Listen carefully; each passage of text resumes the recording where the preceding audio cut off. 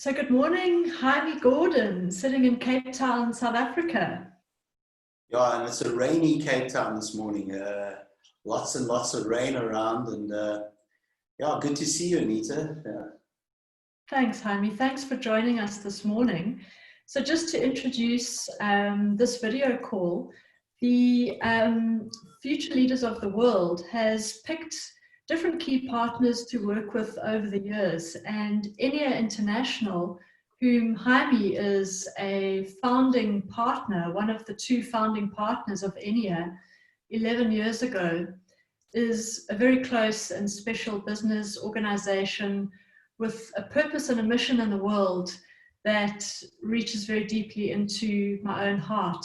So it's a great privilege to have you here with us this morning, Hymie, talking to our associates and those people interested and truly committed on the path to developing themselves and really reaching into creating purpose-filled, future-based leaders and teams to become highly effective around the world. So with that being said, just on a personal note, Hymie and I have journeyed around the Enneagram and various different things that he's going to talk about today. And his dear partner, Colin Adam, has brought the Enneagram into South Africa. He was one of the first to do it, all of 23 years ago? And wow. And their work has really been dedicated to bringing this work into the mainstream and making it available. And what I can say is, having watched their journey and being part of it in various different forms, is that these guys are incredible in the way that they bring and incorporate the newest thinking, learning, trends, wisdom, neuroscience available on the planet, and keep renewing and building their product and making it available to us. So I really wanted to have this call with Hymie today so that he can speak into and share, as a product house, what EnneaInternational have been doing, what they're up to, how they are now working and have adapted to this time and age and current context that we're living in, and that it may reach you as an audience and a listener to this. And if you're interested, here's the information, and you can always contact us afterwards to find out more. So over to you, Hymie, just in terms of, you're a product house. Tell us a little bit about that and what you've been up to recently. Okay, Anita, thanks. And geez, thank you for those kind words. And yeah, the two of us have particularly, in fact, you were right with us right at the beginning, and I remember doing your first debrief in the Enneagram some time ago. So yeah, it's been a long pathway, and it's, I must say, I love the way you've grown and continue to evolve as well. So it's really good being with you here this morning, and especially on this rainy, cold Cape Town morning, it's good to be with you. So EnneaInternational has a number of different products. And today I'm going to focus on the 5 lens and talk about why the 5 lens. What are the 5 lenses all about? And, you know, the lens is something to look at yourself and others through that helps the transformational journey. And the 5 lens is actually the Rolls Royce of our product range.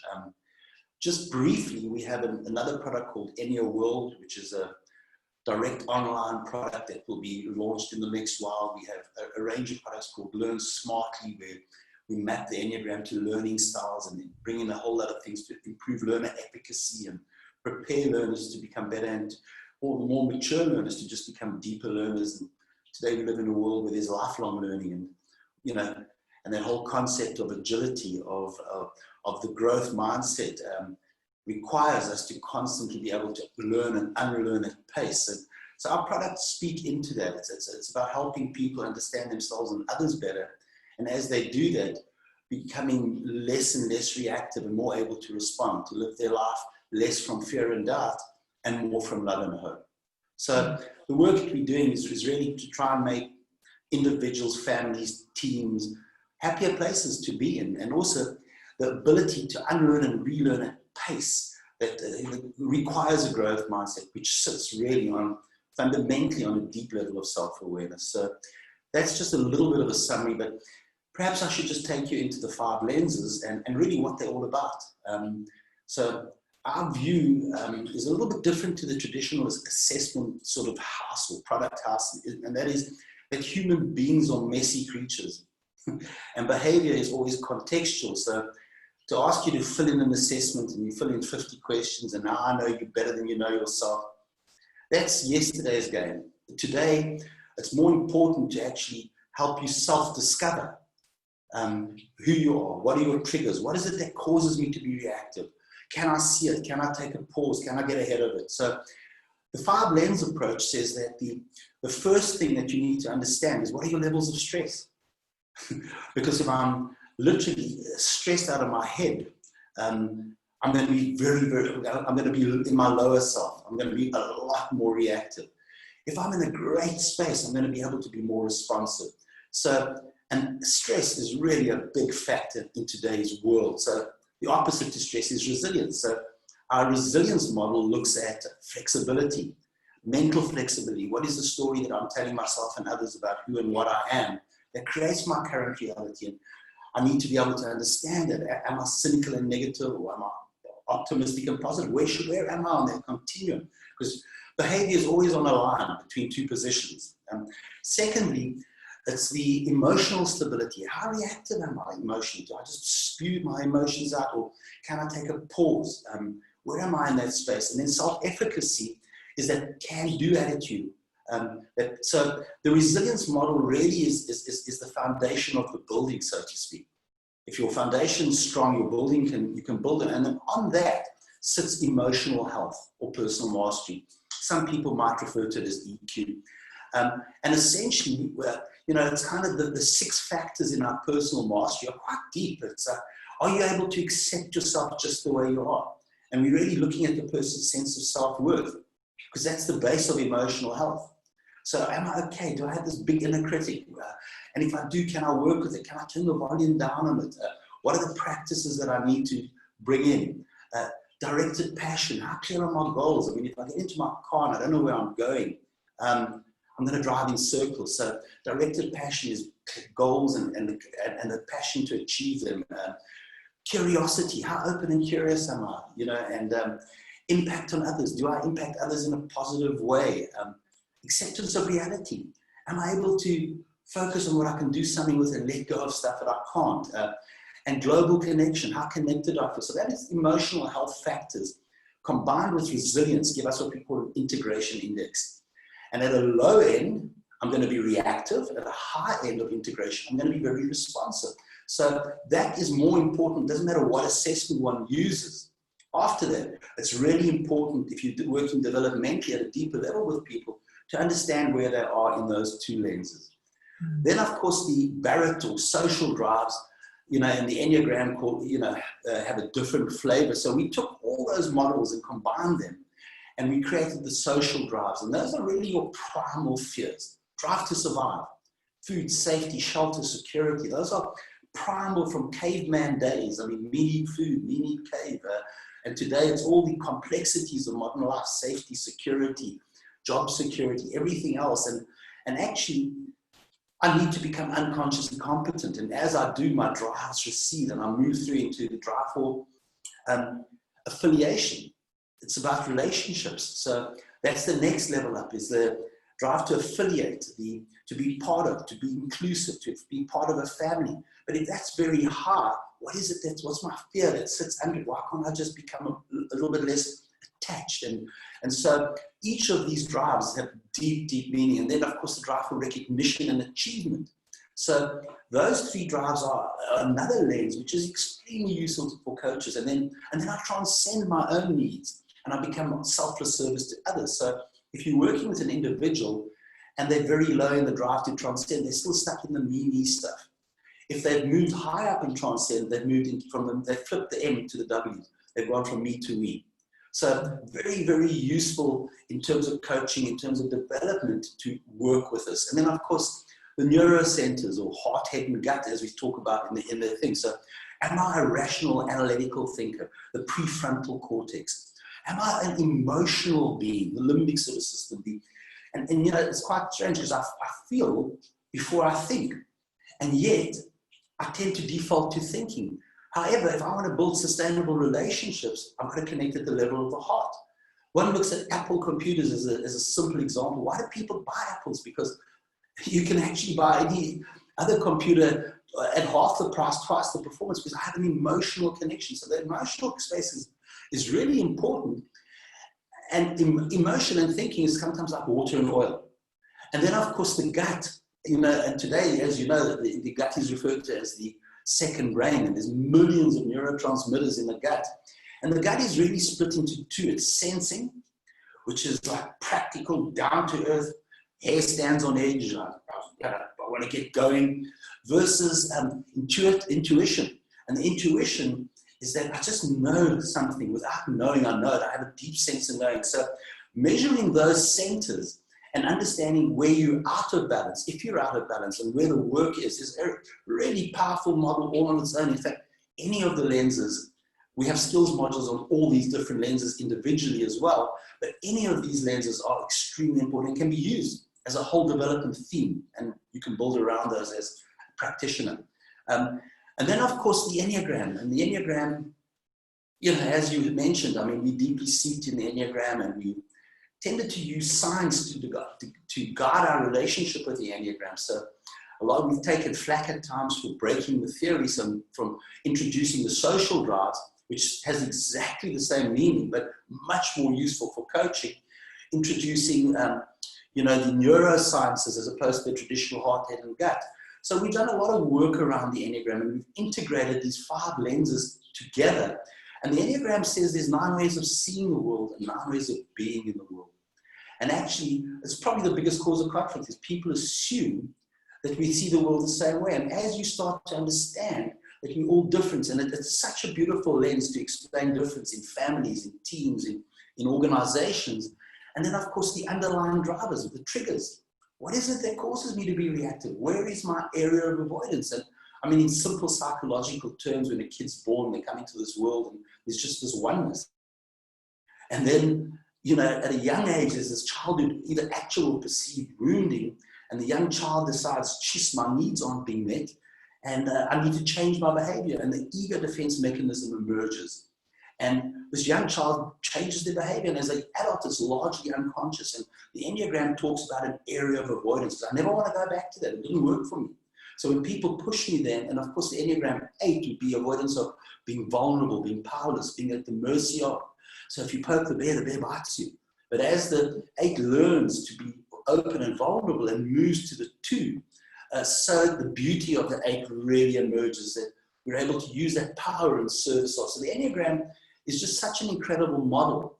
We also believe that we're all 9 types, so that we measure the frequency of use of all 9 patterns. And in our debriefs, we try and contextualize. So at home, you show up like this, at the office like this, when you're out with your mates like that. So by helping people contextualize it, and by the time we get to the Enneagram, if you debrief correctly, the person will already have self-discovered. In fact, in the mastery factors, they would do a lot of self-discovery if you debrief properly. So that's just briefly the way the 5 lenses put together for deep transformational work.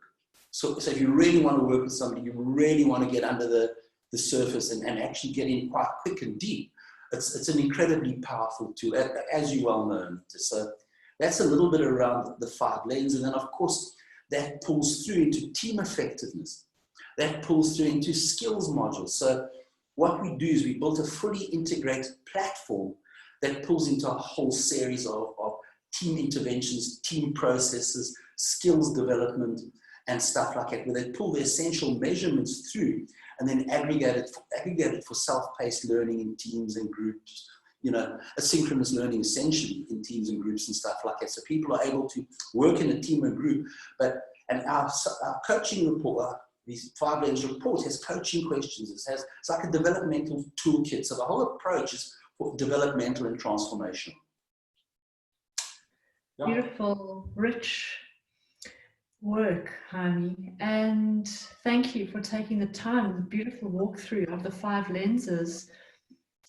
I guess a question on a practical note for someone who is interested in this work, is possibly open and interested to developing themselves further and upskilling to become accredited.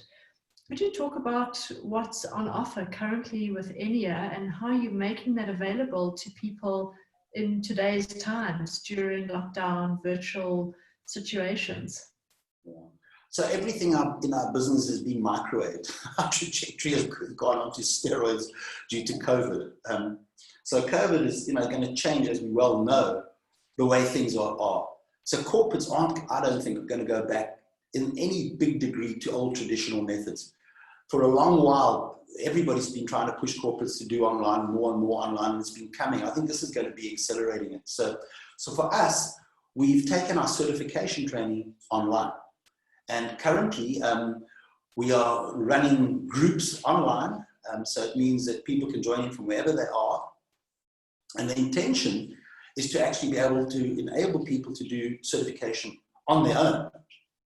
So it's a synchronous learning with a summative assessment. So you'll be able to, in the very near future, go online, click on the 5-lens certification. A questionnaire will be sent to you. You'll do your questionnaire. You will be video debriefed. And then you will go onto our teachable platform. You'll do all your studying with your sort of summative assessments and your assessment. And at the end, there'll be a summative assessment in terms of capability with 2 case studies. So we're definitely moving in that direction. And we're already doing online, but in groups at this stage. But it's moving towards individual online certification anywhere, anytime, but within a set period. So we don't allow people to come in and take 6 months because they forget and what have you. So there'll be a 3 to 6 week period that you need to complete the certification in. And then we've done the same with all our products. So our Team Discovery Day is today virtual for dispersed fluid or liquid teams, as we call it. And it's agnostic in terms of things. So whether you want to use Zoom, whether you want to use WebEx, whether you want to use Microsoft Teams, Adobe Connect, Adobe Classroom, there's dozens of these tools out there. And I think that's actually the big challenge for facilitators going into the future is, how do I make sense of all this technology and how do I bring myself? So there's fear around that, but actually once you get in there and you jump in and you start swimming, it's actually quite easy and it doesn't take long. And I think most of the guys will actually transcend that quite easily. And so we put the Team Discovery on there. Dr. Eric Albertini, who is one of our partners, has added great value. And Eric did his PhD, as you know, in the future world of work. So Eric has really been a big driver in the business as well, for taking the stuff online, for actually moving us into this space. So you'll watch over the next several months, everything we have will be digitally available and integrated. So you'll be able to run dispersed teams, digital teams, co-located teams as well. We're not moving away from that. So that will also be still there. So yeah, we've done a lot of work. And as I said, this COVID situation has really microwaved and put us on a trajectory that we possibly wouldn't have moved to in the next year or so. So yeah. Thank you. Big work. As you mentioned the word earlier in the call, accelerated. You know, this period for a lot of us in this game, entrepreneurs, business owners, as well as doing the work, facilitating and enabling other organizations, it's taught us to deeply connect with our purpose and realize new ways of, in a very agile, practical way, of new ways of delivering it in this current circumstance. And well done, Ennea, for being on your toes, being in the race. And for those of you listening, thank you. And we look forward to hearing from you. We'll take inquiries and get in touch with us if you'd like to hear more about how you can become accredited with EnneaInternational virtually. It sounds like in your own time and space, in the comfort of your own homes, wherever you're situated globally. And what an offering. Thanks, Anita. And watch out for the Learn Smartly products and that Ennea World launch, which is going to be happening soon. And Namaste. Thank you so much and have a wonderful day. Namaste. Thank you.